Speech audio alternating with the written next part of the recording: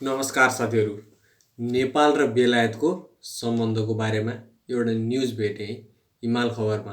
के भनेछ भने नेपाल बेलायत सम्बन्धको 200 वर्ष अझै बाँकी छ, सम्बन्धमा संयोग छ भनेर लेखेको छ। 200 वर्षको यो रिलेसन भनेछ। तर 200 वर्ष माथि यो हामीले त उनीहरूले जित्न दिएन, हामीले युद्ध जित्यौँ होइन, अङ्ग्रेजले हामीलाई केही गर्न सकेन, यताउति हाम्रो छ। तर यो 200 वर्ष नै युद्ध त कब्जा गरेर राख्यो नि। त्यो नेपालको इच्छाले नेपालको सेना त्यतिखेर लड्न गएको त होइन नि। ऊ बेला त नेपाल हारेर बाध्य भएर झुकेर लड्न जान पर्यो भने उनीहरूको लागि लड्यो भने होइन र। त्यो बेला त नेपाल भारत बिचको सम्बन्ध गहिरो छ। कूटनीतिक सम्बन्ध स्थापना भएको पहिलो मुलुक र गोर्खा सेना मार्फत थप निकटता बढाएको बेलायत र नेपाल बिचको सम्बन्ध एकदम गहिरो छ भने। तर कतिपय विषयले यो प्रगाढ छैनमा प्रश्न उठाउँछन्। नेपाललाई युज मात्रै गरिरहेछ कि? सैन्यले सेम इक्वल राइट्स पाउँदैन? युकेबाटै उहाँको सिटिजन त्यही पोस्टमा लड्न जाओस् र नेपाली त्यही पोस्टमा लड्न जाओस्, इक्वल स्यालेरी नि पाउँदैन, इक्वल बेनिफिट पनि इक्वल पाउँदैन नि। अस्तिसम्म नि उहाँ त्यही कुरामा लडिरहेको थियो नि गोर्खा सैनिकहरू। युकेमा देख्नु भएको थियो नि त्यो नि। 18औं शताब्दीको मध्यतिर सानो पिछौटी हिमालय राज्य नेपालको विश्वभरि साम्राज्य फैलाउने बेलायतसँग शत्रुतापूर्ण सम्बन्ध थियो। उक्त दुश्मनी 19औं शताब्दीको दोस्रो दशकमा मध्यसम्म जारी रह्यो। सम्पूर्ण भारतीय उपमहाद्वीपलाई औपनिवेशिक शासन गरिरहेको बेलायतको प्रमुख स्वार्थ तत्कालको समयमा व्यापारिक केन्द्रको रूपमा रहेको काठमाडौँ, तिब्बत र चीनको पश्चिमी भूभागसम्म काठमाडौँको बाटो भएर निर्बाध रूपमा व्यापार गर्नु थियो, जुन सपना नेपालको भय, शङ्का र अनिश्चयका कारण सम्भव भएको थिएन। जसरी ब्रिटिस भारतले एकपछि अर्को गर्दै भारतीय राज्यहरूको सार्वभौमता र स्वाधीनता हडपिरहेको थियो, ब्रिटिस भारतसँग सम्बन्ध बढाएमा यसरी नै नेपाललाई पनि निल्छ भन्ने त्रासदी नेपाली शासकहरूको मनमा थियो है। ब्रिटिससित मिल्यो भने नेपाललाई नि कब्जा हानिदिन्छ। इन्डियामा त हरेकमा बिजनेस गर्ने भन्दै आउँदै हरेक राज्यहरूलाई कब्जा गरी त्यहाँ पुरा इन्डिया कब्जा गर्यो भन्नाले त्यो पहिला इन्डिया एज अ देश त थिएन नि त। पहिला सानो सबै एक राज्य थियो नि त। ब्रिटिसले आएर सबै राज्यसित गफ हान्दै सबैलाई बिजनेस डिल गराउँदै सबै कब्जा गरी ठुलो भाग कब्जा गरेर त्यो सबै भागलाई पछि इन्डिया गरे हो नि। त्यहीबाट अनि जाने बेला फेरि झगडा पारिदिएर फुटाएर पाकिस्तान, बङ्गलादेश बनाइदियो होला। ल, जाने बेला फुटाइदियो, झगडा पारिदियो। तर जोडेको पनि त ब्रिटिसले हो त त्यताको त। पहिले इन्डिया भन्ने सिङ्गो देश त थिएन होइन। त्यही भएर नेपाललाई पनि त्यसरी नै निल्छ, त्यही ग्रुपमा मिसाउँछ। त्यतिखेर नेपाललाई ब्रिटिसले इनकेस जितेको भए, कब्जा गरेको भए, अहिले नेपाल पनि त्यही इन्डिया भन्ने अथवा पाकिस्तान भन्ने अथवा बङ्गलादेश भन्ने अथवा भुटान भन्ने यी कतै यी ब्रिटिसले जहाँ कब्जा गरेको पार्टहरू मध्ये कहीँ नै हुने त थियो नि। अन्त त कहीँ हुने थिएन। छुट्टै नेपाल भनेर छोडिदिनु वाला थिएन होइन। बेलायतमा सन् 1760बाट औद्योगिक क्रान्ति सुरु भएको थियो। यसको धेरै पछाडि मात्र बाँकी युरोपमा सुरु भयो। औद्योगिक क्रान्तिका कारण कृषि र कालीगढको कौशलमा आधारित अर्थतन्त्र एकबाट यन्त्रबाट उत्पादन हुने उद्योगमा प्रेरित भयो। वस्तुहरू कयौँ गुणा बढी उत्पादन हुन थाल्यो, जसका कारण बेलायतलाई नयाँ बजार आवश्यक थियो। उसले नयाँ बजारको रूपमा काठमाडौँ, तिब्बत र चीनको पश्चिमी भूभागलाई लक्ष्य बनायो। अर्कोतिर उद्योगहरूमा कच्चा पदार्थको माग अत्याधिक बढेकाले उल्लेखित बजारबाट कौडीको मूल्यमा कच्चा पदार्थ प्राप्त गर्नु बेलायतको दोस्रो स्वार्थ थियो है। कौडीको मूल्यमा के चाहियो? कच्चा पदार्थ। कोसित चाहियो त? इन्डियासित चाहियो, नेपालसित चाहियो। यता सबै यताको एरिया कब्जा गरेको भनेको र मेटेरियल्सको लागि चाहियो। त्यसैले ब्रिटिस भारतले नेपालसँग सम्बन्ध गाँच्न कुनै कसर बाँकी राखेन। यही उद्देश्य प्राप्तका लागि विभिन्न व्यक्तिको नेतृत्वमा अनेकौं प्रतिमण्डल काठमाडौँ पठायो। यस्ता प्रयास ब्रिटिस भारतले 6 दशकसम्म जारी राख्यो, 60 वर्षसम्म। तर नेपालको हिचकिचाहटका कारण सबै प्रयास विफल भए। 60 वर्षसम्म नेपालसँग डिल गर्न लाग्यो, जुन नेपालले डिल गरेन, ब्रिटिससित झुकेन है। सन् 1700 मा क्याप्टेन जर्ज कलनिकल नेतृत्वमा काठमाडौँमा अन्तिम मल्ल राजा जयप्रकाश मल्ललाई सहयोग गर्न आएको ब्रिटिस भारतको फौजसँग पृथ्वीनारायण शाहको सेनाको युद्ध भयो है। काठमाडौँको सेनालाई सहयोग गर्न पठाएको थियो। त्यतिखेर नेपाल पनि एक भइसकेर रहन्छ। नेपाल पनि लड्दै थियो, ब्रिटिस पनि लड्दै थियो होइन।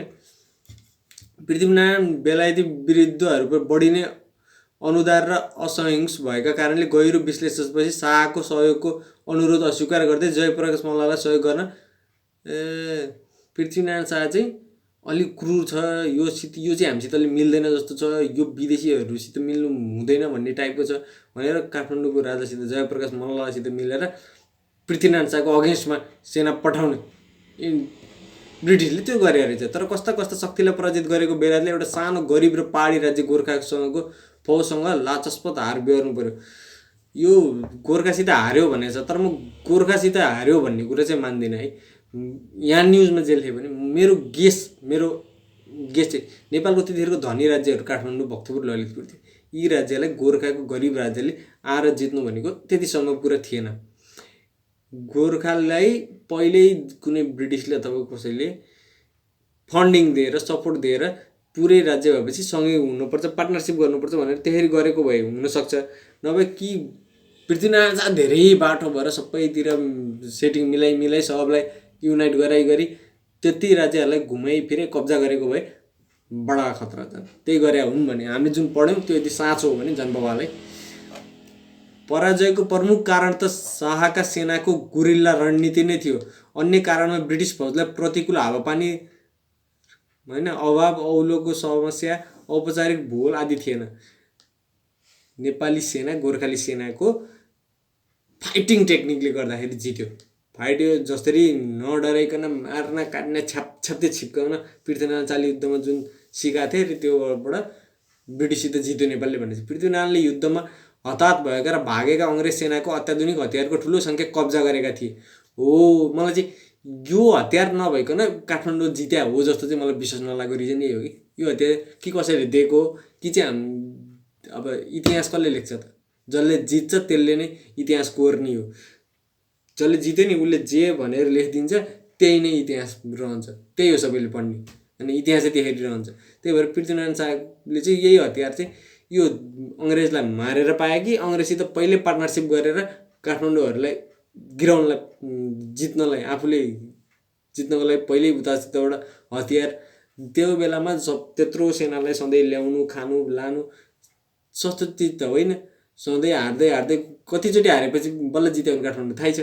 त्यो भएको भएर जस्ट इमेजिन कति टाइम लाग्यो, कति खर्च भयो र गोर्खा सानो राज्यलाई गरिब राज्यलाई त्यतिखेर यत्रो कसरी सक्सेस भयो भन्ने कुरा गेस गर्न हामीलाई पनि त त्यही होइन कि चाहिँ पहिल्यै अङ्ग्रेजको सानो टुक्राहरू जित्दै तिनीहरूको हतियार थुपारेर गरे भए झन राम्रो होइन। यहाँ लेखेको कुरा ट्रु भएको हो नि झन राम्रो। यी हतियार प्राप्त गरेपछि नै उनी सैनिक शक्तिको दृष्टिले तत्कालीन नेपालको अरू राज्यहरूभन्दा धेरै शक्तिशाली भएका थिए। यिनी हतियारहरूको व्यापक प्रयोग गरेर उनले लिम्बुवान सहित अन्य राज्यलाई जितेका थिए। समयको अन्तरालसँगै बेलायत नेपाललाई एउटा शक्तिहीन पहाडी राज्यमा खुम्च्याउने र गतिलो पाठ सिकाउने उपयुक्त अवसरको पर्खाइमा थियो।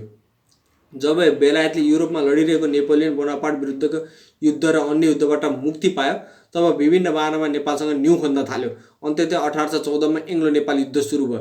करिब 2 वर्षसम्म चलेको उक्त युद्धमा बेलायतले डेभिड र गोलियाथ बीचको प्रतिस्पर्धा जस्तै नेपाल डेभिड एन्ड गोलियाथ त्यो एउटा अजङ्ग र बच्चाको जस्तो के थियो नि एउटा क्यारेक्टर, एउटा कार्टुन केमा हेरे जस्तो लाग्थ्यो यार। यो सानोमा मैले केमा सुनेको थिएँ, केटा र ठुलो जायन्टको बिचको लडाइँ जस्तो के समथिङ थियो, राम्ररी खासै याद आएन तर त्यस्तै याद हो जस्तो लागिरहेको छ है। प्रतिस्पर्धामा जस्तै नेपाल विरुद्ध सजिलै विजय हासिल गर्यो। त्यस बेलासम्म नेपालले तीव्र रूपमा राज्य विस्तार गरिरहेको थियो, नेपाल फैलिँदै थियो। यदि उपनिवेशवादी बेलायत भारतमा शासन गर्न नआएको भए दक्षिण एसियामा सम्भवतः आज भारतको सट्टा नेपाल सबैभन्दा ठुलो राज्य हुने थियो। यो कुरा पनि ट्रु फ्याक्ट हो, किनभने नेपाल उता कब्जा गर्दै माथि सबै कब्जा गर्दै गएको थियो। नेपालले पुरै तलको पनि कब्जा गरिदिनुवाला थियो। ब्रिटिसले तल कब्जा गरेको भएर ब्रिटिसको वेपनले गर्दाखेरि बच्यो तलको भाग छुट्टै देश भएर। पराजयपछि नेपाल बेलायतसँग 1816मा सुगौली सन्धि गर्न बाध्य भयो।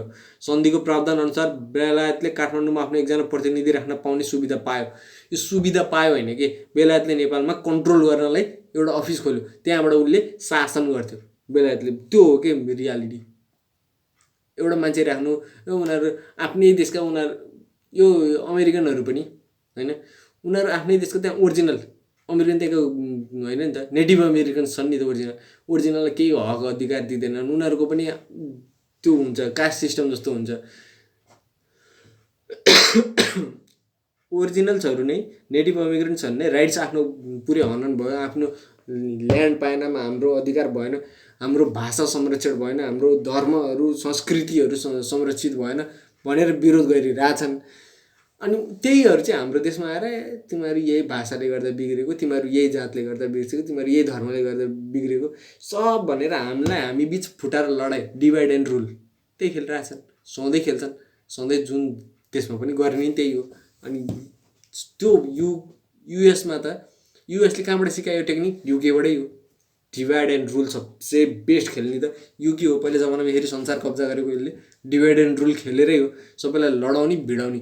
सानो तपाईँहरूको बिचमा के प्रब्लम छ त्यो पत्ता लगाउने पहिला, त्यही प्रब्लमलाई यो एउटा साइडबाट अब नेपालमा के छ हेर्ने, यसो हेर्ने, बाहुन रहेछ अहिलेसम्मको धेरै इतिहास हेर्दाखेरि बाहुन लेपेको, ल यो भन्न थालेपछि मान्छे सब बाहुन लेपेको, एन्टी बाहुन बनाउने, लडाइँ गर्ने, हतियार सप्लाई गरिदिने अर्को साइडलाई, यो साइडलाई पनि एक दुईजना फ्याट्ट मर्छ अनि त्यसपछि हेर्छ तिमीहरूलाई हेपेर मार्न थाल्यो। तिमीहरू के हो त, तिमीहरू लड्न सक्दैन, तिमीहरू चाहिँ केही गर्न सक्दैन भन्ने तिनीहरूले सोच्यो भने फेरि अर्को साइडलाई हतियार सब अलिकति धेरै गर्न नि पर्दैन, इग्नाइट गर्दैछ आफै आफूले पुरै सेना पठाएर पुरै मार्नु कब्जा गर्नुभन्दा सिधै यसरी लडाएर कब्जा गऱ्यो भने कति सहिलो। संसारले हेर्दा उनीहरू आफै लडेर मरे जस्तो नि भयो, आफ्नो धेरै रिसोर्स पनि गएन, आफ्नो पैसा पनि हतियार पनि खर्च भएन, र आफै लडेर मर्न थालेपछि बचाउनेको नाममा आफू जान पाइयो। अनि कन्ट्रोल गरेर झन् आफूले जो चाहिँ त्यही मान्छे ट्याक्कै हेड राखेर आफ्नो अन्डरमा त्यो देशलाई राख्न सक्यो, गोभर्न गर्न सक्यो। त्यही गर्ने हो वेस्टर्न कन्ट्रीहरूले जहाँसुकै गर्ने त्यही हो है। जुन बेलायतले वर्षौँदेखि अभिलाषा थियो सन्धिको प्रावधान अनुसार होइन राखेको होइन, जमाना 60-70 वर्षदेखि नेपाललाई आएर दिल्ली आएर मान्छे पठाइ टाइममा आएर जुन प्रस्ताव गरिरहेको थियो, नेपालले जुन रिजेक्ट गरिरहेको थियो, यो वार हारेपछि नेपालले त्यो साइन गर्न बाध्य भयो, आफ्नो भूभाग पनि नेपाल गुमाउन बाध्य भयो। सन् 1816मा एडवर्ड गभर्नरले बेलायतको पहिलो प्रतिनिधिका रूपमा काठमाडौँ आएर काम गर्न थाले। यही सन्धिका कारण नेपालले युगसम्म ब्रिटिस भारतको अधीन जस्तै राज्य भएर बन्न पुग्यो। इन्डियाको गुलाम, ब्रिटिसको गुलाम के भन्ने, इन्डियाको त इन्डियै गुलाम थियो त्यतिखेर, ब्रिटिसको अन्डरमा कन्ट्रोलमा जस्तो भएर बस्नु परिरहेको थियो नेपाल। अझ गम्भीर सन्तापको विषय के छ भने स्वतन्त्र भारतले समेत आजसम्म नेपाललाई उसको एउटा राज्य सरहको हेपा व्यवहार गर्ने धृष्टता गर्दै आएको छ। यो चाहिँ हो है, ब्रिटिस गए पनि ब्रिटिसले जुन छोडेको इन्फ्लुएन्स थियो इन्डियालाई अझै छ। उनीहरू अझैसम्म पनि हाम्रै नेपाल भने जस्तो गर्छ। जुन उनीहरूलाई ब्रिटिस नभएको भए त्यो देशै बन्नेवाला थिएन, जोडेको त्यो टुक्रा टुक्रा जोडेर बनाएको ब्रिटिसले नै, र नेपालले पुरै कब्जा गर्दै हिँडेको थियो त्यताको, गोर्खाले पुरै सिँगै गोर्खा बनाउनेवाला थियो, त्यो रोकेको पनि त्यो ब्रिटिसले है। नेपालले सन् 1934मा मात्र लन्डनमा आफू कूटनीतिक निकायको कार्यालय स्थापना गरेको थियो। यी प्रतिनिधिहरूको हैसियत सन् 1947मा सम्पूर्ण अधिकारीहरूको है राजदूत सरोवर बनाइएको थियो। राणा शासनको पतन हुनुअघि करिब 25 ब्रिटिस प्रतिनिधिले काठमाडौँ बसेर कूटनीतिक कार्य सम्पादन गरेका थिए। तीमध्ये धेरैले नेपालको आन्तरिक मामलामा प्रत्यक्ष हस्तक्षेप गरेका थिए। नेपाललाई इन्टरफेयर गरी यो नेपाली जनतालाई दिमागमा यो हङकङमा के त चाइनाले हेप्यो भनेको जुन भुट्छ नि त्यो भुट्ने हो कि पहिला जनतालाई नभुटिकन हुँदैन। हङकङमा कसले गर्यो त? हङकङलाई पहिला युकेले नै कब्जा गरेको थियो, पछि जापानिजले हमला गर्न आयो। हङकङको रियालिटी है, हङकङ पहिला ब्रिटिसले कब्जा गरेपछि जब जापानिज हमला गर्न आयो अनि ब्रिटिसले हेऱ्यो आफ्नोभन्दा नयाँ हतियार, आफ्नोभन्दा सबै चिज, ब्याक यिनीहरूको हतियारले हामी किन मर्नु, ब्रिटिस भाग्यो। हङकङ जबरजस्ती जो ब्रिटिससित लड्न सकेको थिएन, ब्रिटिस डराएर जापानिजसित डराएर भागेका। अब त्यही जापानिजसित हङकङको मान्छे चाइनिज मान्छेहरू आफै लड्न बाध्य भए जापानिजसित, आफ्नो देशलाई जोगाउनु छ भने, बाँच्नु छ भने, त्यसरी लडे। र जब त्यो सबै त्यहाँको चाइना, हङकङ, मकाउ, यो सबै जस्तो ताइवान अनि फिलिपिन्स दुई चार यता थुप्रो मिलेर जापानसित लडाइँ गरे। जापान त्यो एरिया छोडेर आफ्नै उता आफ्नो कब्जा अर्कोतिर जाने बित्तिकै फेरि युके फर्केर त्यहाँ आयो हङकङमा, अनि आएर यो त हाम्रो ठाउँ हो नि त भनेर देखाउन खोज्छ व्यवहार। चाइनाले यो तिमीहरूको होइन त्यतिखेर। त्यसपछि ट्रिटी भयो, साइन भयो, कहाँको कसको, ब्रिटिस र चाइनाको, कि यति वर्षपछि चाइनालाई यो फिर्ता दिने, त्यति वर्षसम्म अहिले जुन रुलमा छ त्यही रुलमा चल्न दिने भन्यो। तर अहिले जुन रुलमा छ त्यो मतलब त्यहाँ स्कुल कोर्सहरू बिस्तारै मान्छेलाई इन्फ्लुएन्स गराउने नि त, किडहरूलाई चाइनाको बारे नराम्रो मात्रै पढाउने, युकेको बारे राम्रो मात्रै पढाउने, युकेको सिस्टम गुड हो मात्रै भन्ने, मान्छेलाई दिमागै यसरी म्यानिपुलेट गर्दैछ। त्यसले के सोच्छ त चाइना खतम भन्ने त्यो युथमा पर्दै जान्छ नि त। त्यही पार्नु छ, त्यही इम्प्रेसन गर्नु थियो उसलाई। मकाउ के भयो, मकाउ पोर्चुगलले कब्जा गरेको थियो, पोर्चुगलसितबाट चाइनाले त्यसरी लियो। सिमिलर कन्ट्र्याक्ट गर्यो हङकङसित जस्तै, यति वर्षपछि पाउने। त्यो दुइटैको कन्ट्र्याक्ट अहिले रिसेन्ट हङकङ जुन आन्दोलनदेखिको मान्छेलाई कसरी ब्रेन वास गरिसकेको रहेछ। उनीहरूले त्यत्रो ब्रिटिसको पहिलाको त्यो चिज सब बिर्सेर अहिले अमेरिकाको युकेको झन्डा हल्लाउँदै हाम्रो देश यो भने आफ्नै मातृभूमिसित लड्ने, आफै बिच फुट्ने, आफैलाई मार्न रेडी हुने, कसको लागि? त्यही ब्रिटिसको लागि, त्यही वेस्टर्नहरूको लागि। त्यसरी इम्प्रेसन गर्न सक्ने, त्यो दिमागको खेल खेल्न सक्ने टेक्निक भएको युके र युएस मात्रै हो जस्तो लाग्छ होइन। त्यस्तै नेपाललाई पनि त्यस्तै खेल खेलेर प्रत्यक्ष हस्तक्षेप गरेर नेपाललाई पनि त्यस्तै म्यानिपुलेट गरिरहेको त्यतिखेरसम्म राणाकालमा नि। अब हामीलाई पनि त राणाकाल नराम्रो भनेर नेपालको पुस्ताले त्यही इन्फ्लुएन्स गरी हटाउन लगाए त हो नि होइन र। उनीहरूकै आइडियामा इन्फ्लुएन्समा भएको त हो नि हामी पनि। अब बिस्तारै अब त्यहाँ त्यसपछि राजा पनि नराम्रो भन्दै, अनि अहिलेको यो मन्त्री नराम्रो, यो ऊ नराम्रो, उनीहरूले यसरी घुमाइदिइरहेको छन् एभ्रिथिङ। अब वेस्टर्न न्युजहरूको मिडियाहरू यताउति हेर्नु जम्मा 6-7वटा कम्पनीको अन्डरमा सबै जसो चिज छ। उनीहरूले फिल्म यो भिडियोहरू पनि भेट्नुहुन्छ, डकुमेन्ट्री। जब जर्मनको एउटा न्युजवालाले भनेका होइन, रिपोर्टरले, उनी रिटायर किन हुँदैछन् भन्ने कुरा गर्दाखेरि यो जस सर्च गर्नुहोस् भेट्नुहुन्छ होइन। पुरै प्रोपागान्डा मचाउन सकेन भने त्यो मान्छेलाई राख्दैन उता वेस्टर्न न्युजहरूले। उनीहरूले जे भन्छन् त्यही हो भन्नु पऱ्यो, जसरी कुरा गर्छन् त्यही हो। मान्छे यति इन्फ्लुएन्स भइसकेको हुन्छ कि त्यो बाहेक अरू चिज हो भन्ने नै सोच्न सक्दैन। सबै टिभी, सोसियल मिडिया होइन, त्यसपछि मुभीहरू, सिरियलहरू सबैमा एउटै चिज देखाइदिँदा 4-5 वर्षै देखाइदिँदा मान्छेलाई इन्फ्लुएन्स गरेर घुमाइदिन्छ। जब कि इराकको केस हेर्नुहोस्, इराकमा पुरै खतरा वर्ल्डै डिस्ट्रोय गर्न सक्ने जस्तो वेपनहरू छ भनेर उताको फिल्मले देखाउने, टिभीले देखाउने, कमेडियनहरूले भन्ने होइन, त्यसपछि नेटमा त्यही भेटिने, जहाँसुकै त्यही मात्रै दिन रात 5-7 वर्ष गरेपछि त संसारभरिको मान्छेको दिमागमा के भयो, पक्का छ त्यहाँ पक्का छ भन्ने भयो। जबकि इराकसित थिएन। अनि इराकलाई गयो, हमला गर्यो, मार्यो, 10-20 वर्ष मार्यो, कति आम मान्छेलाई मारिदिए। 10 वर्ष जतिपछि अमेरिकाको राष्ट्रपति, युकेको प्रधानमन्त्री के भन्छन्, हामीलाई गलत इन्फर्मेसन आएछ, सरी, त्यत्रो मान्छे मारेर। अनि अहिले के गरिरहेछन्, अहिले चाहिँ आफूले छानेको मान्छे राख्ने अथवा त्यहाँ आफ्नो सेना आर्मी बेस आफ्नो त्यहाँ राखिराख्ने। यो हो नि त उनीहरूको टेक्निक, इन्फ्लुएन्स कसरी गर्ने भन्ने। नेपालको राजनीतिमा जङ्गबहादुर राणाको उदय स्वाभिमानी र देशभक्ति नेपालीका लागि दुर्भाग्यपूर्ण मोड थियो। उनी र उनका उत्तराधिकारीका आत्मसमर्पणवादी नीतिका कारण नेपालको राष्ट्रियता कमजोर बन्यो। राणाहरूबाट अङ्ग्रेजहरूले मूलतः राष्ट्रवादी भीमसेन थापाका पालामा पुरा हुन नसकेको आकाङ्क्षा पुरा हुने अपेक्षा गरेका थिए। भीमसेन थापाले नेपाललाई कब्जा गर्न नदिएको, जङ्गबहादुरले कब्जा गर्न दियो भन्ने कुरा यहाँ लेखेको छ। व्यवहारमा अङ्ग्रेजहरूले नेपालबाट कल्पना गरेको भन्दा पनि बढी पाए, त्यो चाहिँ हो है, सोचे भन्दा बढी पाए। नेपाललाई कब्जा मात्रै गरे भने नेपालसितै लड्दै बस्नु पर्थ्यो होला, तर नेपाललाई यसरी घुमाएर कब्जा गरे कि नेपाली नै लड, उनीहरूको युद्ध हाम्रो युथले लड्नु पर्ने। उनीहरूको आफ्नो यङ जेनेरेसन चाहिँ उनीहरूकै आफ्नो देश बनाउनलाई युज गरिराखे। हाम्रो यङ जेनेरेसन चाहिँ उनीहरूको देशको लागि अरू देशसित लड्नलाई खटाए। अनि हामी चाहिँ त्यही कुराको अहिलेसम्म गर्व गर्छौँ। अहिले पनि इन्डियाको लागि नेपाली लड्न रेडी छन्, लडिरहेछन्।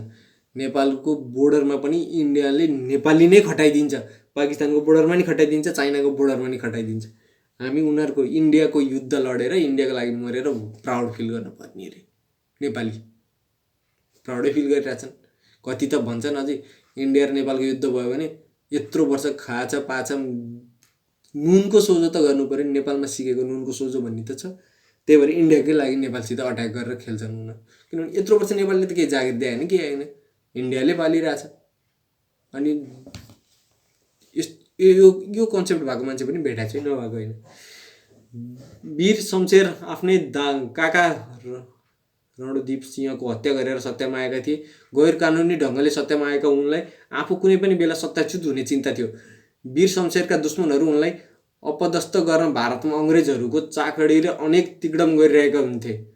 ब्रिटिस भारतका आकाङ्क्षा सम्बन्ध नगरे उनका बैरीहरूलाई भड्काएर सत्ताच्युत गर्ने समेत अङ्ग्रेजहरूले गरेपछि र वीर शमशेर हदसम्मको चाटुकार भने बेलायतको गुलाम जस्तै बने। त्यस बेलासम्म गोर्खा भारतको सम्बन्धमा जङ्गबहादुर लगायतका सबैले अनुदार नीति अख्तियार गरेका थिए, जसका कारण गोर्खा रेजिमेन्टमा गोर्खाहरूको सङ्ख्या अत्याधिक बढाउने अङ्ग्रेजहरूको 7 दशक पुरानो चाहनाले सार्थकता पाउन सकेको थिएन।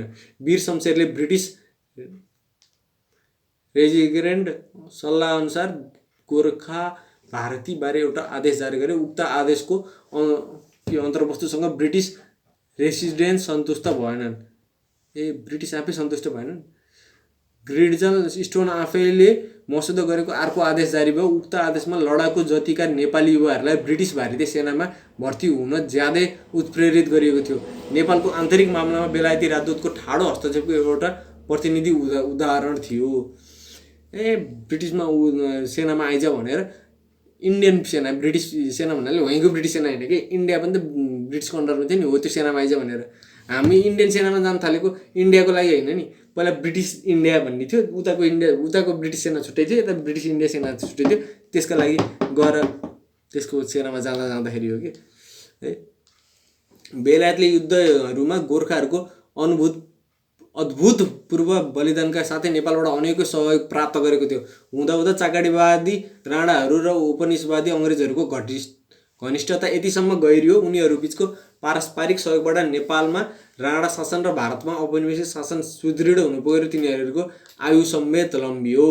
इन्डियामा समेत नेपाल बेलायत सम्बन्धको बाफ्रे। अब नेपालले अब यही कुरा गरेर हामी युवाहरू चाहिँ उता पैसा र रक्सीहरू खुवाएर नेपालबाट भारत लाने अनि उता लडाउने होइन, त्यो गरेर कति मरे नेपाली। अनि हामी चाहिँ अहिलेसम्म यही कुरा गर्व गर्नुपर्ने होइन। फ्रान्समा जर्मनको ट्रेन्च भत्काउँदै नि गोर्खाली सेना अरे पहिलो विश्वयुद्धमा, जबकि विश्वयुद्धको त्यहाँ भएको ठाउँसँग न नेपालको कुनै सम्बन्ध छ न केही छ होइन। ब्रिटिस भारतलाई सिपाही विद्रोहले हुर्मत लिएपछि जङ्गबहादुरले सहयोग गर्ने स्वेच्छाले 14,000 सैनिक लिएर भारत गए। आजमगढ, जङ्गपुर, गोरखपुर, लखनऊ आदि ठाउँमा हजारौँ विद्रोही दबाए। इन्डिया रिभोल्युसन गर्न लाग्थ्यो। इन्डिया फुट्न ब्रिटिसको कन्ट्रोलबाट बाहिर जान लाग्थ्यो। कसले बचाइदियो? नेपाली सेना गएर कब्जा चुप भनेर सबले 14,000 सेना लिएर गएर सबै साम्य बनाएर आयो। वास्तवमा गोर्खाहरूको त्याग, निष्ठा, वीरता र जङ्गबहादुरले उल्लेखको बलिदानको सहयोगका कारणले नै हिन्दुस्तानमा औपनिवेशिक शासनको पुनर्स्थापना भएको थियो। भनिन्छ विद्रोह दबाएपछि जङ्गबहादुरले नेपालको राजा हुने चाहेको इच्छा महाराज पाल संयुक्त व्यक्त गर्न चाहेका थिए, तर भन्न हिम्मत चाहिँ गर्न सकेनन्। ब्रिटिसले इन्डियामा कन्ट्रोल गर्न गाह्रो भएको बेला जङ्गबहादुरले नेपालबाट आफ्नै इच्छाले 14,000 सेना लिएर गएर भारतमा गएर सबै ठाउँ जाँदा विद्रोह भयो, त्यहाँ सबलाई छप्काइदिने गरेर कन्ट्रोल गरे रे। तर आफू राजा हुन पाउँछु, इन्डियालाई कब्जा गरेर ब्रिटिसलाई दिएको बापत आफू यहाँ नेपालको राजा हुन पाउँछु भन्ने इच्छा थियो, त्यो भएन अरे। तर ब्रिटिसले सहयोग गर्यो बापत इनाममा चाहिँ बाँके, बर्दिया, कैलाली र कञ्चनपुर फिर्ता दिएर सम्मान दियो अरे नेपाललाई होइन। ओहो हामीलाई यत्रो सहयोग दिइस्, ल यति विवाद चाहिँ फिर्ता लैजा भनेर नेपालसितै कब्जा गरे हो नि त, त्यो दियो। त्यसपछि भने जङ्गबहादुरले गोर्खा भर्तीमा कुनै अवरोध सिर्जना नगरेको कारण त्यस बेलासम्म 3 गोर्खा बटालियन मात्र भएको तत्काल 5 बटालियन बनाइयो। वीर शमशेरको पालामा 15 बटालियन पुग्यो भने दोस्रो विश्वयुद्धमा 45 बटालियन पुग्यो। गोर्खाहरूको अथाह योगदानका कारण बेलायतले पहिलो र दोस्रो विश्वयुद्ध जितेको थियो।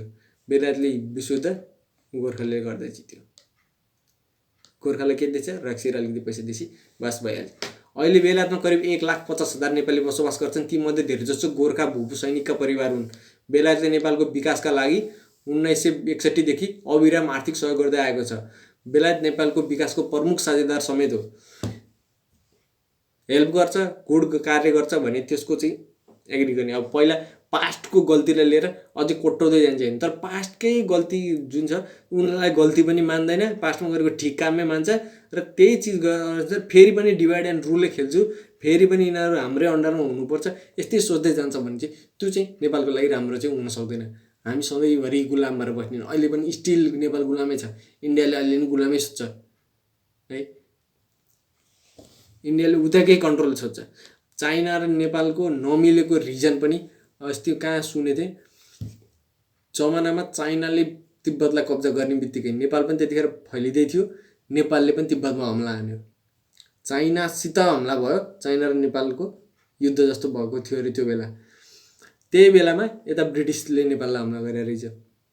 त्यसपछि उतातिरको हमला छोडेर यता ब्रिटिसतिरको त्यही बेला भन्नाले त्यही 1-2 वर्ष नहोला, अलि वर्ष नेपालले अलिकति तिब्बतको भाग कब्जा गरिसकेको थियो। ब्रिटिससितको हमलामा नेपालले सकेन नि, चाइनासित हेल्प माग्यो, चाइनाले हेल्प गरेन। किन गर्थ्यो त? अस्ति भर्खर आफ्नै एरिया कब्जा गरेर त्यसलाई हेल्प गर्छ, गरेन। नेपालले आफ्नो सेना सबै यता तल लडेर यति लड्न परिसकेको थियो अरे कि चाइनाको सेना काठमाडौँसम्म आइपुग्ने बेला भइसकेको थियो, त्यति यता आइसकेको थियो चाइनाको सेना। र त्यही भएको कारणले नेपाल र चाइनाको सम्बन्ध बिचमा राम्रो नभएर नेपाल ब्रिटिसतिरै झुक्न परेको। सानो देश, अरू केही छैन, अप्सनलेस भएको हामी। तर अब त त्यो छैन नि त, देशलाई अब त दुईतिरै म्युचुअल उत्तिकै कन्स्ट्यान्ट रूपमा राखेर सहकार्य गरेर राम्रो तरिकाले लान सकिन्छ। अब इन्डियासित पनि चाइनासित पनि राम्रो रिलेसन बनाउन सकिन्छ, प्लस युकेसित युएससित सिमिलर ग्राउन्ड लेभल रिलेसन, कुनै पनि वान साइडेड हुनु परेन, हामी कतैको साइड बढी लिनु पर्दैन हामीलाई, बिचमा जस्तो छ त्यही ठिक छ।